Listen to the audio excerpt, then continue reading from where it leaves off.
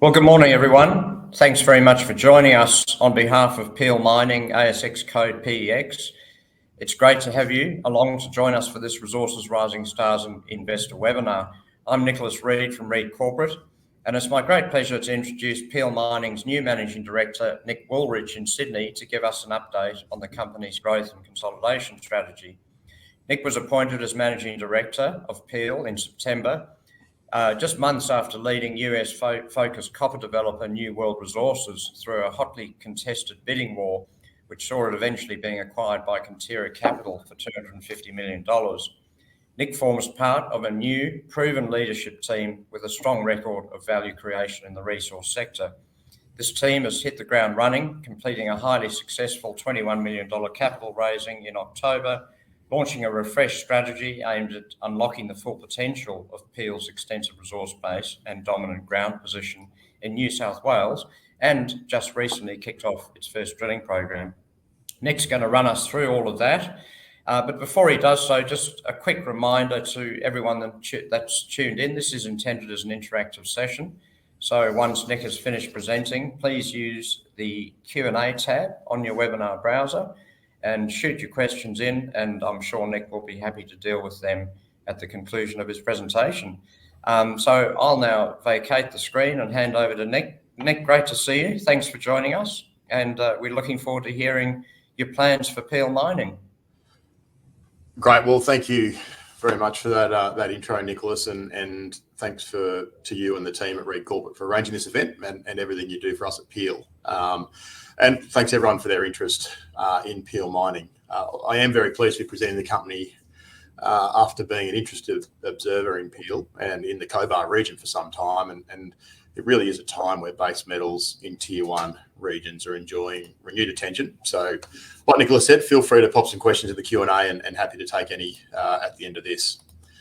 Look, I am fairly new to the company, as Nicholas mentioned, having started about 8 weeks ago. And I guess the reasons for myself and also Woolrych, our CFO, are getting involved at Peel are pretty simple. And they really came down to the fact that we've got some exceptionally high quality assets. And I guess most importantly, they're in a region which is one of the places to be at the moment. Peel does have what I call a dominant land holding in the South Cobar area, and it's a company which has a phenomenal track record in exploration, discovering about 65 to 70% of the 34 million tonnes of resources identified in the Cobar region in the last 13 years. So Peel Mining is a company that's synonymous with Cobar, and especially with leading exploration credentials in the area. Peel has made 4 major discoveries since 2011, and we do have a high-grade resource base of 23 million tonnes across 2 major advanced projects and our exploration tenure. But look, to Nicholas's point before, company renewal and refocusing of our corporate strategy is well underway. We've got new leadership, we've got a new board, we've got a new register, and we've got a new balance sheet, or a strengthened balance sheet following our capital raise. The board and shareholders have given us a mandate to grow and to release latent value for shareholders that's trapped within these assets in Cobar. And probably most importantly, on the back of that track record I mentioned before, we are back drilling. So exploration is something that's in Peel's DNA, and we're not afraid to back the team that's been delivering over many years for the company. I guess if you do want exposure to significant discoveries in a Tier 1 jurisdiction, then I think Peel's probably the company for you. Just to go a bit deeper on the company renewal, we have recently undertaken a very significant board and management refresh. We've done a successful $21 million institutionally led capital raise, and now we're exceptionally well funded to deliver on our mandate. We have a strong and refreshed board led by our chairman, Ronnie Beaver, credentials as good as they come in the mining sector, alongside Mark Oakerby, Tony Schultz and Graham Hardy. And our exploration will continue to be led by Rob Tyson, who's been at Peel for many years. Rob's responsible for much of that exploration success I mentioned before. As CFO, we had at New World Resources, who was largely the architect of what unfolded there that Nicholas mentioned. Woolrych has also joined us at Peel, and we're leading initiatives in that space as well. We're also very lucky to be supported by Euroz and Canaccord, and most importantly, we're nearly 30% institutionally held, so predominantly by Australian, North American and European specialist mining investors. Now that's all good, but what about the assets and where are they? Cobar, in my perspective, is about as good as it gets in terms of mining jurisdictions. We have access to infrastructure, we've got very supportive government, and most importantly for Peel, significant latent processing capacity in the area. We've got 7 processing facilities, including 2 of which are on care and maintenance. All of those are short ore feed and set up to handle the sort of polymetallic mineralisation that's so prolific in the Cobar area and in the Peel portfolio. There's a lot of action in Cobar at the moment, and there's a dearth of copper opportunities on the ASX. And naturally, this jurisdiction is getting a lot of attention from both investors and corporates. There's been recent M&A activity at the CSA mine with being bought by Harmony off MAC. There's been financings done at Endeavour and Aurelia Metals. There's also been successful capital raisings undertaken by us, Aeris and Manuka. This is one of the premier mining jurisdictions in Australia, and the level of activities by our neighbours and locally indeed is very significant. I guess our focus as a board and management team is to capitalise on this by looking at how best to unlock the latent value within the Peel portfolio and provide feedstock to regional long life operating hubs, all of which are currently underutilised. So part of the recent work program since stepping in at Peel has been trying to articulate to the market the makeup of the Peel portfolio.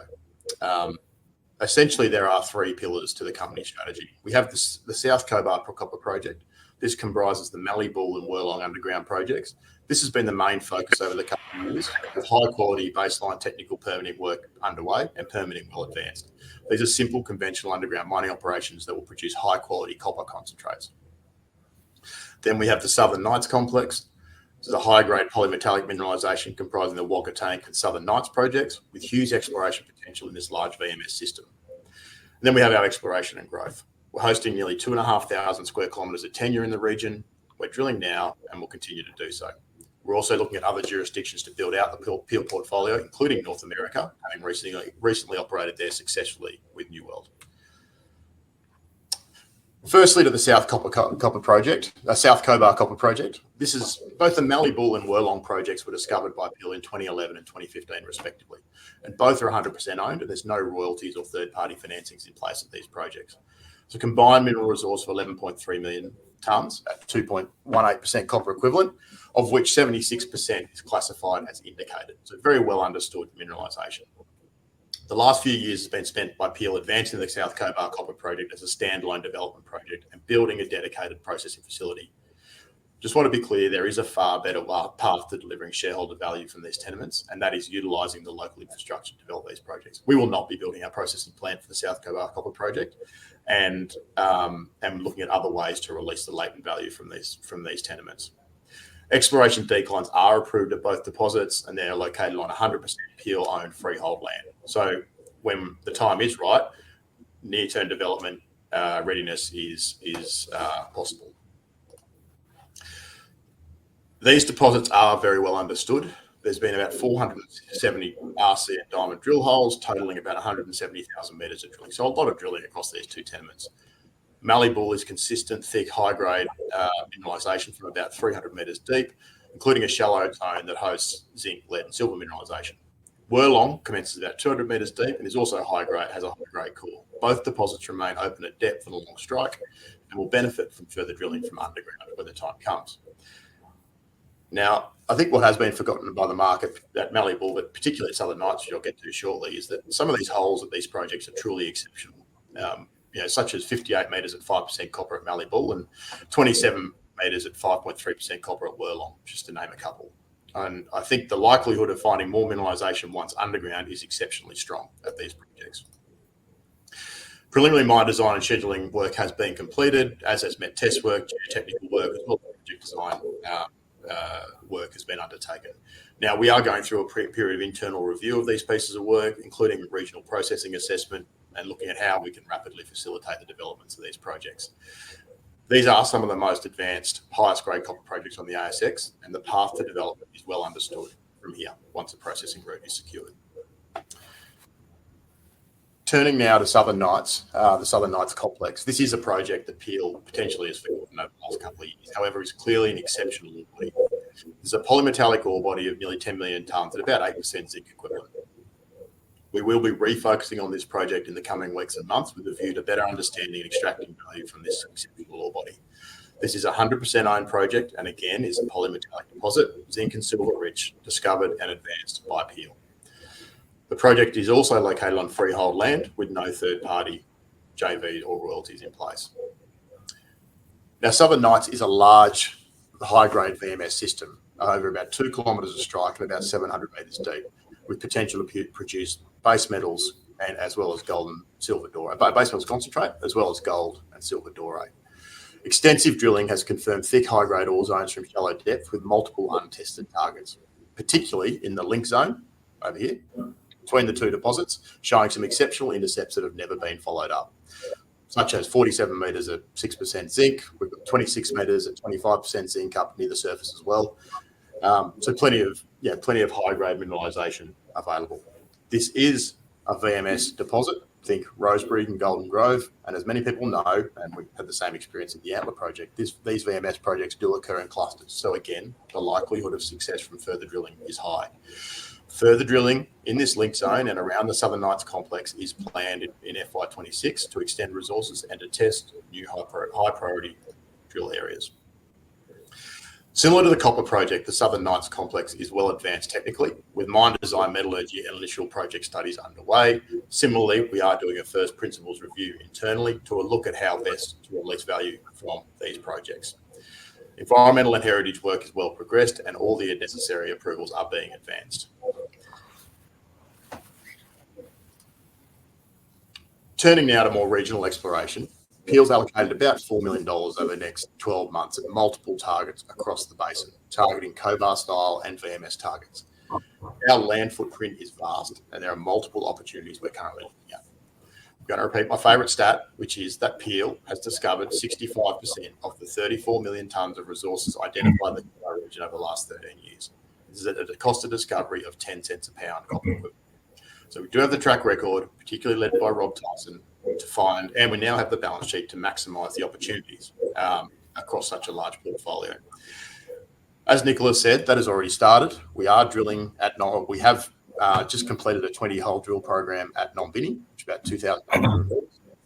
This is an area that's historically been drilled, and we have the presence of strong oxide and gold, supergene gold mineralisation in this historic drilling, as well as the favourable geological setting. Geochemical, IP anomalies, all those sort of indicators that we'd like to see before we target these sorts of systems. Further drill planning is underway, and we'll finalise once we receive the assays and assess the geological data that comes out of this program. We're expecting to release these results from the initial 20-hole program progressively over the coming weeks and into December. Just 10 kilometres away from Mallee-Bull, we have a project called Mayday, which a lot of you may be familiar with. And this provides strong optionality for Peel to look at a standalone gold project. Mayday remains untested below 300 metres. And we've planned some deeper drilling to test down plunge extensions, which will just take a couple of weeks to complete later this year. Mayday's mineralisation, our geological team tell us, looks a lot like some of the mineralised areas at the Peak Gold Mine, where high-grade gold occurs between 300 to 500 metres below surface. Importantly, this project is situated on a granted mining lease, and so therefore does offer a clear and low-risk development pathway once we get critical mass. Currently, the resource is a modest 1.6 million tonnes. However, it is 97% indicated. So the mineralisation is very well understood where it is at the moment. And like I said, remains open down plunge and a long strike, untested below 300 metres. So another exciting drill program. So look, I guess in conclusion, Peel does hold one of the most dominant land positions in the Cobar Basin. This is a proven world-class mining region with a lot of interest, both internationally and locally, from parties in the area and in the base metals market. We have built a substantial high-grade resource base across multiple deposits, and we've got strong optionality for future development and processing these projects regionally. The company renewal is well advanced. We now have the right leadership team, a clean balance sheet, and a high-quality shareholder base to support us in our ventures in the Cobar region and beyond. This gives us a clear mandate for growth, both organically through exploration and strategically through regional consolidation, and also offshore, where we are looking at opportunities further afield in other Tier 1 jurisdictions.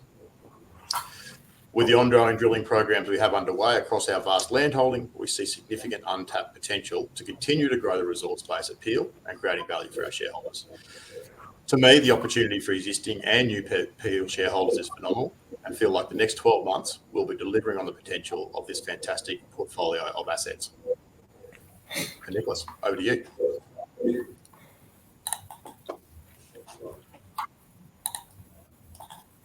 Sorry, Nick, just getting my camera back up. Thanks very much for that. Just a reminder to everyone, please use the Q&A tab. We've got Nick on tap here and he's willing and able to answer questions. Before we get into some of the online ones, I might just start with a sort of a broad one, Nick. Having had a look at the projects and been in the seat now for 8 weeks or so, how do you see the sort of, I suppose, key value drivers moving forward? Is it from expanding some of those existing deposits? Is it discovering new ones, or is it more going down the development pathway, whatever that may constitute? Yeah, it's a good question, Nicholas, and actually a little bit tricky to answer. I think clearly at the Southern Nights complex there is opportunity to expand that project through additional drilling. There's a lot of opportunities, and it does get our geology team pretty excited. I was speaking to them out in Cobar last couple of weeks to expand that project. It's very high grade mineralisation, so both zinc and silver rich. There's assays of some of the holes done previously of over 1,000 grams silver and 25 to 30% zinc. So it's an amazing ore body and will clearly benefit from more drilling in that area. So that's a clear priority for us at Southern Nights. The Mallee-Bull and Wirlong projects, the Peel team has done a phenomenal job advancing those projects to a point they're about as advanced as they can get now without talking about the processing solution. So we have an exploration decline approved. I'm not saying we're going to build an exploration decline. There is one approved, but that means that the project is well advanced down that permitting pathway, which is really good. And we have a very good understanding of the mineralisation. We are, like I said, not building a processing plant there. We are doing some internal reviews of the work that's been done to date. We're not progressing the PFS study at this stage until we have a better idea of how we're going to process that material. And so I guess the third limb to all that is then exploration. So greenfield exploration, finding more deposits across our land holding. And I think that's probably a key driver for value in Peel, alongside how do we work out how to develop Mallee-Bull and Wirlong. It's important to us to keep growing that resource base and give our investors exposure to the exploration credentials we do have. And so look, we're trying to get that balance right of both resource growth but also exploration and discovery. The development side of things is actually fairly low cost, and so most of our capital in that regard will be spent on actually putting holes in the ground and sort of testing our tenure. Okay, that's great. I think that's a good segue, and I think you probably answered this first online question, but let me just double check that we have dealt with it. The question was, what's the timing of the PFS promised by the previous management? Yeah, look, so we're not progressing that at the moment, Nicholas. We are progressing a whole lot of options around, the processing routes and those sort of things. But it seems like it's a bit of an exercise in kind of wasting money, in my view, until you know how this, building the underground mine itself is only a very small part of the equation. There's obviously everything else related to that. So infrastructure, tailings, roads, processing plants, upgrades, all those sorts of things that would relate to that. And so if we were to go and progress the PFS as was done previously, then that wouldn't be a good use of our capital. Yeah, no, that makes sense. Thanks, Nick. The next question here, an investor says, how significant is the US shift to focus on critical minerals for Australian projects? Yeah, that's a really good question. I think critical minerals has become a fairly broadly defined term. Copper, zinc, gold, silver are all now on the critical minerals list. Look, I think having a project in the United States is certainly that's the gold standard in terms of attracting critical minerals funding and those sorts of things. But I guess one thing we learned dealing with the US government pretty significantly when we were at New World Resources was that the definition of security of supply when it comes to critical minerals is not just related to domestic US, it's also to friends of the US, and that does sort of ebb and flow over time, who's a friend and who's not. But I think the main things that we learned was Korea, Japan, Australia were so Korea and Japan from smelting capacity, and Australia from production capacity, as well as Canada as well, were the main places you'd want to be when it comes to attracting both investment, but also offtake agreements and financing and all those sorts of things. So when it comes to financing these things, there's a clear focus on countries that are friends of the US, and so it is an important time to be a critical minerals producer or developer in Australia. Okay, thanks, Nick. The next question here is, does the polymetallic nature of the deposits increase cost of production? And if so, how does the company address those issues? Yeah, that's also a good question. But I think one thing to note about the Cobar region is that these are projects that have been around for many, many decades, and have been processed for many decades. And so the style of mineralization here is well understood. I think anyone who tells you that a polymetallic processing plant is easy is wrong. But that said, the track record of all of our neighbours who have got phenomenal management teams doing great things at all their processing facilities is really good. These are plants that were designed for the type of mineralization that Peel has, and the fact that they are polymetallic. Yes, there is an increased cost of production. I probably can't tell you the exact numbers versus a single stream copper flotation versus a polymetallic, but it's not orders of magnitude. Once the capital has been spent, then and the mills are operational, then the cost of production doesn't necessarily change too much. Excellent, thanks very much. Next question here. Don't want to put you on the spot, but it's an interesting one. The investor says consolidation in the Cobar Basin has been an ongoing topic of discussion in the region. Could you outline some of the scenarios that you see as possible or more likely than others? Not really, because I don't really know yet. I think we're, I'm the new kid. I guess there are. The reason I went back to this slide is you can sort of see here that the players in the region. We've got the CSA mine up sort of north of the town of Cobar, which is owned by Harmony, obviously taken over by recently from MAC. Aurelia Metals own the Peak and the Hera projects, as well as the Federation zinc project, quite close to our tenure. And then Aeris Resources, again, to the north at the Tritton copper mine.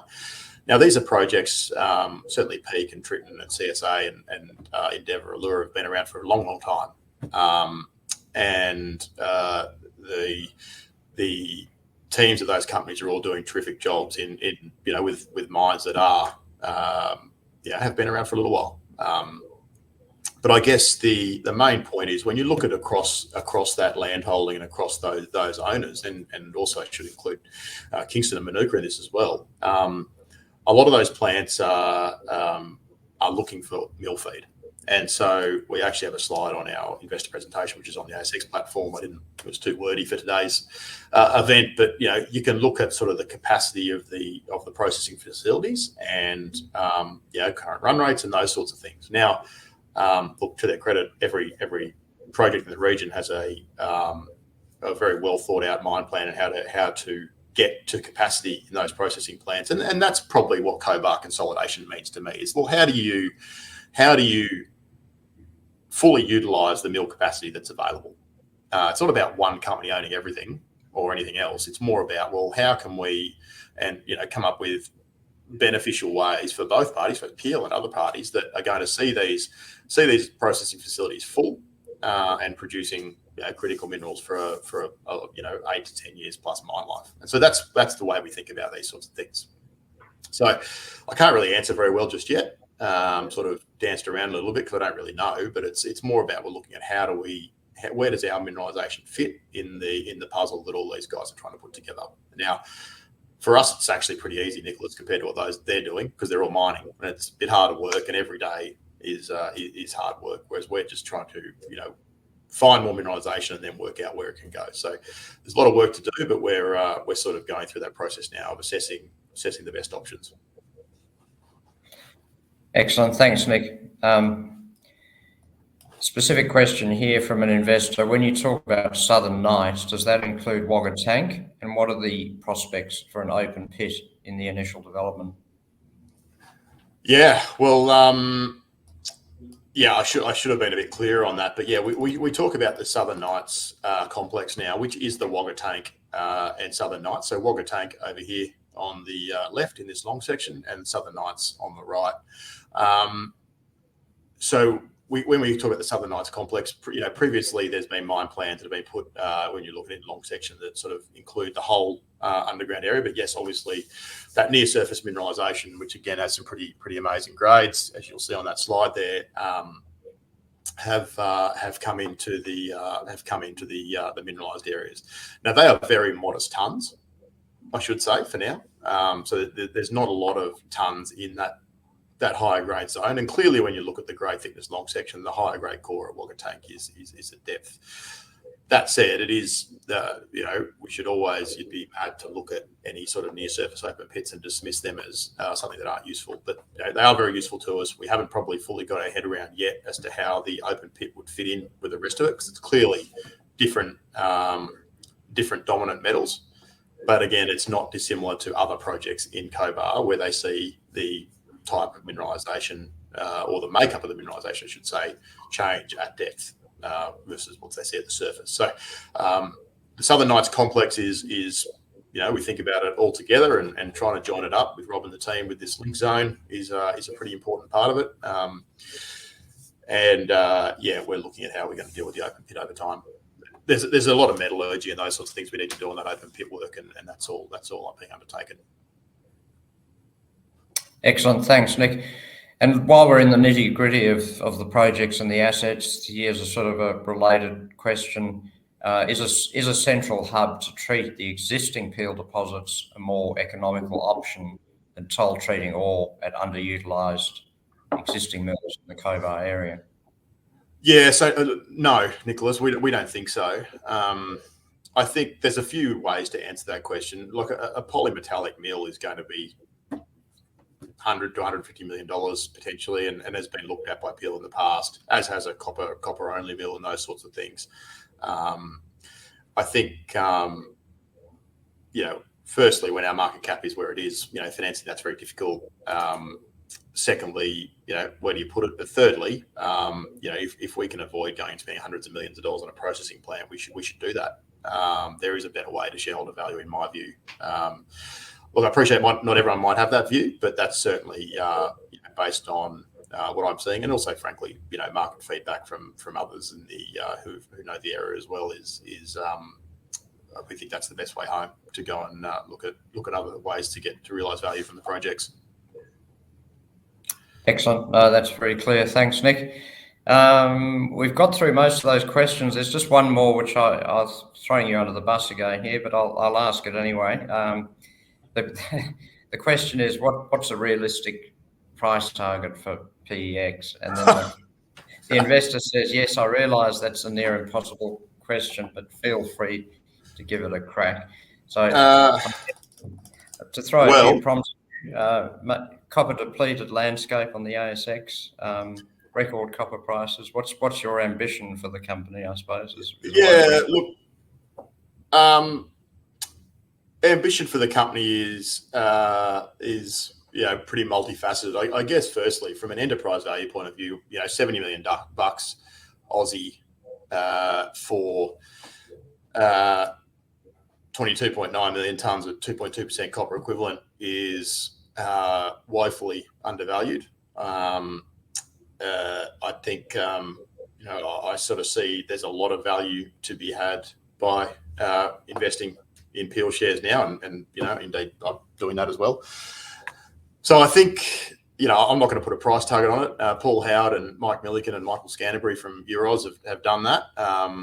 There's very significantly above where we are now. We've been told we're not allowed to put them on the slide, but I can tell you they're very significantly north of where we are now. So look, I think today we're around that 12 cent mark, Nicholas, which is good. I think we did touch sort of below 6 cents not that long ago. But there's a lot more to come here. I think we are in one of the best copper producing or base metals producing regions on the planet, frankly. I used to say that about New World and Antler, and it was probably true there as well. But, I think that's what I kind of look for with these projects is, in the right real estate. And, we've got a very well understood, well advanced ore body in one of the best parts of the world to own that. So there's a lot of value from 73 million bucks enterprise value. We're well funded. We've got the best exploration team in the region. And, I'm not going to say a price target because some people tell me I've got it too low. Yes, no, good answer. Thanks, Nick. And those broker notes are out there, so that's good reading for investors and shareholders. So look, that's great. I think we've dealt with all the questions. So Nick, do you want to just a couple of final words to wrap things up? Oh, yeah, look, I've pretty much done it. I think, deliberately, and sorry to flick through the slides there, deliberately I put my contact details on every single presentation. So my email address, my phone number's there. If I don't get back to you straight away, I will endeavour to do so as quickly as I can. Always happy to take calls from shareholders, always happy to answer questions. And I just think that, I think over the next 12 months, it's going to be an exciting time at Peel. A lot of exploration activity. There's a lot of interest in the area. All of our neighbours are doing terrific things on the deposits as well. So it's a good time to be in Cobar, and happy to take any questions. And thanks again to Reed Corporate and Nicholas and everyone for arranging this webinar. And hopefully do one again soon. Absolutely. Thanks very much, Nick. Really appreciate your time, and thanks everyone for joining us. I'll quickly just mention as well that Nick and the Peel team are participating, for those who follow the Resources Rising Stars Network, in our summer series in Sydney on the 2nd of December and Melbourne on the 4th of December. So anyone who's listening in and would like the opportunity to catch up with Nick in person, come along and catch up with the company there. That's at the Sofitel in both cities. So thanks very much for joining us today. A recording of this will be released shortly, and we appreciate your attendance. Have a great day. Thank you.